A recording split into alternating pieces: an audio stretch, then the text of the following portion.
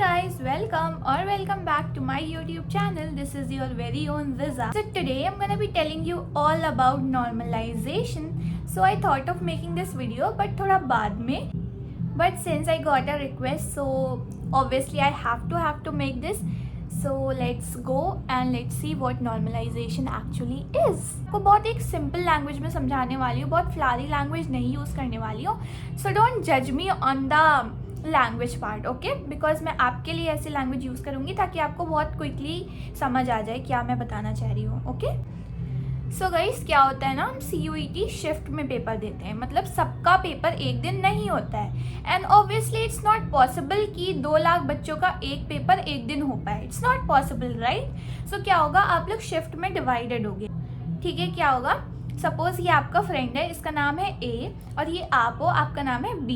सो A और B दोनों का कॉमर्स का एग्जाम है. ठीक है, A का एग्जाम है 1 अक्टूबर को एंड B का एग्जाम है 2 अक्टूबर को. ठीक है, सेम एग्जाम है, सेम चीज़ का एग्जाम है, बट अलग अलग शिफ्ट में है और अलग अलग दिन में है. इसका सुबह एग्जाम है और इसका शाम को एग्जाम है, मतलब आपका शाम को और आपके फ्रेंड का सुबह है एग्जाम. ठीक है, तो क्या होता है, 1 अक्टूबर आपके फ्रेंड का बहुत इजी पेपर आ जाता है, लाइक बिल्कुल हलवा पेपर. ठीक है, और इसका मॉर्निंग शिफ्ट होता है.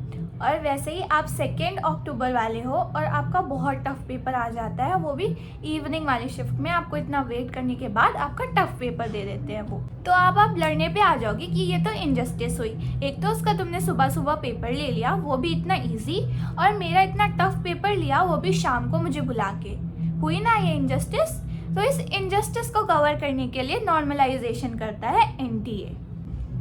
अब क्या होगा ना, जिसका पेपर इजी आया था उसके मार्क्स NTA डिक्रीज कर देगा, और जिसका पेपर टफ आया था उसके मार्क्स NTA इंक्रीज कर देगा. और ये कैसे करता है, चलो बताती हूँ. सपोज जो आपका फ्रेंड था, उसके बैच में सबने, मतलब जो मैक्सिमम परसेंटाइल थी वो 100%, मतलब उसमें जो मैक्सिमम मार्क्स स्कोर करे गए उस शिफ्ट में वो 100 थे, 100 परसेंटाइल. और आपके में जो मैक्सिमम मार्क्स हो पाए वो 92 ही हो पाए, बिकॉज पेपर टफ था, राइट. सो NTA एक फॉर्मूला यूज़ करता है जिससे वो देखता है कि कितना टफ पेपर आया था, कितने बच्चे उसमें फुल स्कोर कर पाए, कितनों का रह गया पेपर. ये सब कुछ एक्यूमुलेट करके वो एक फाइनल स्कोर देता है जिसको बोलते हैं नॉर्मलाइज स्कोर. तो ये फॉर्मूला वगैरह मैं आपको एक नेक्स्ट वीडियो में बता दूंगी या शॉर्ट वीडियो में डाल दूंगी, बिकॉज अभी मैं कंफ्यूज नहीं करना चाहती. बस ये जान लो कि अगर पेपर टफ आता है तो NTA क्या कर देता है, आपके मार्क्स इंक्रीज कर देता है बाय यूजिंग अ फॉर्मूला.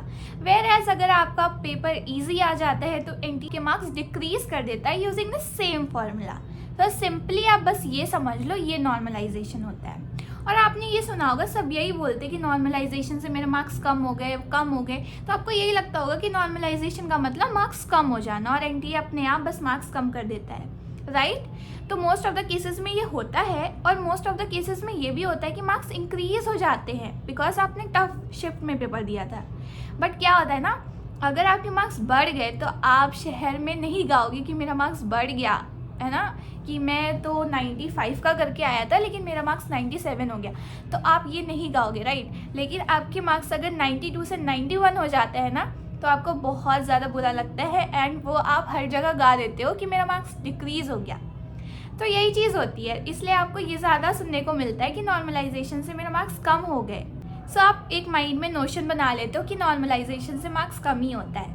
ऐसा नहीं है, इंक्रीज भी होता है. सो दैट्स इट, बहुत इजी चीज़ है, बस इतना समझ लो. टफ पेपर आया तो इंक्रीज हो जाते हैं मार्क्स, और इजी आया तो डिक्रीज हो जाते हैं. ये सिंपल वर्ड्स में बता रही हूँ, इट्स नॉट बहुत लॉजिकल वाली बात नहीं बता रही हूँ ताकि आप कंफ्यूज हो जाओगे. इफ़ यू वांट मैं बिल्कुल प्रूफ के साथ बताऊँ ये कैसे होता है, तो मैं एक शॉर्ट वीडियो में वो पूरा फॉर्मूला डाल दूँगी कि इस तरीके से होता है. So guys, I hope everything is clear to you now कि क्या होता है नॉर्मलाइजेशन. सिर्फ डिक्रीज नहीं होता है, इंक्रीज भी होता है. ठीक है, सो अगर आपको कोई और क्वेश्चन हो, please let me know in the comment section below. I would love to reply to you all, because I know जब आंसर्स नहीं मिलते हैं तो बहुत फ्रस्ट्रेशन होता है.